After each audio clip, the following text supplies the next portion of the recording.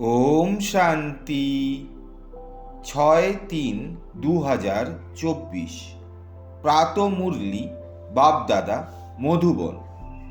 বাবা আজকে বললেন, মিষ্টি বাচ্চারা, এখন হলো তোমাদের বানপ্রস্থ অবস্থা, কারণ তোমাদের বাণীর ঊর্ধ্বে ঘরে যেতে হবে। সেই জন্য স্মরণে থেকে পবিত্র হও। আজকের প্রশ্ন, উঁচু লক্ষ্যে পৌঁছানোর জন্য কোন বিষয়ে অবশ্যই সতর্ক থাকতে হবে? উত্তর, নিজের চোখ দুটির বিষয়ে সতর্ক থাকো, কারণ এই চোখ হলো অত্যন্ত প্রবঞ্চক, যে ধোঁকা দেয়। ক্রিমিনাল চোখ অত্যন্ত ক্ষতি করে, সেই জন্য যতখানি সম্ভব ততখানি নিজেকে আত্মা মনে করে বাবাকে স্মরণ করো।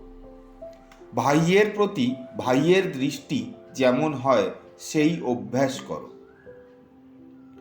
সকাল সকাল উঠে একান্তে বসে নিজের সঙ্গে কথা বলো। ভগবানের হুকুম আজ্ঞা হলো, মিষ্টি বাচ্চারা, মহাশত্রু কাম বিকারের থেকে সাবধানে থাকো। ওম শান্তি। ধারণার জন্য মুখ্য সার। 1 নম্বর, পবিত্র হওয়ার জন্য ভগবান যে হুকুম দিয়েছেন কখনো তা অবজ্ঞা করা উচিত নয়। অনেক অনেক সাবধানে থাকতে হবে।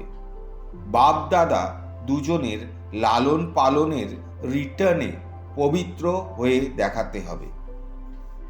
2 নম্বর, ড্রামার ভবিতব্য অটলভাবে নির্ধারিত হয়ে রয়েছে, তাকে জেনে সদা নিশ্চিন্ত হয়ে থাকতে হবে। বিনাশের পূর্বে সকলের কাছে বাবার পয়গাম পৌঁছে দিতে হবে। আজকের মধুর বরদান হল, জ্ঞান অমৃতের দ্বারা তৃষ্ণার্ত আত্মাদের তৃষ্ণা নিবারণ করে তৃপ্ত করা মহান পুণ্য আত্মা ভব। কোনো তৃষ্ণার্তের তৃষ্ণা নিবারণ করা এ হলো মহান পুণ্য। যেমন জল না পেলে তৃষ্ণায় ছটপট করতে থাকে, তেমনি জ্ঞান অমৃত না পেয়ে আত্মারা দুঃখ অশান্তিতে ছটপট করছে। সেই জন্য তাদেরকে জ্ঞান অমৃত দিয়ে তৃষ্ণা নিবারণকারী হও। যেভাবে ভোজন করার জন্য অবসর বের করে নাও, কারণ আবশ্যকতা রয়েছে, সেইভাবেই এই পুণ্যকর্ম করাও আবশ্যক।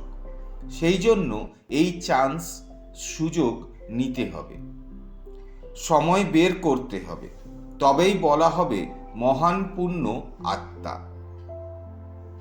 স্লোগান, অতীতে বিন্দু লাগিয়ে সাহসের সাথে এগিয়ে চলো, তবেই বাবার সহযোগ প্রাপ্ত হতে থাকবে।